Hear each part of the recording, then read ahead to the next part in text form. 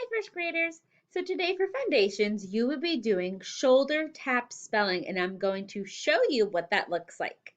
So what you're going to do is you're going to stand out your arm, just like this, and you're going to take two fingers, and you are going to spell out each sight word 3 times. So you're going to do the first word, and it might be they. So you're going to take your two fingers, you're going to hit your shoulder and say the word, they, and then you're going to spell it. T-H-E-Y.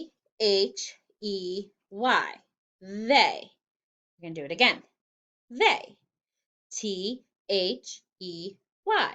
They. One more time. They. T-H-E-Y.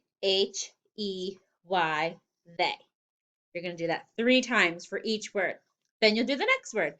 So the next word would be maybe one. You're going to extend your arm and you're going to do it 3 times. One. O-N-E. One. One. O-N-E. One. One.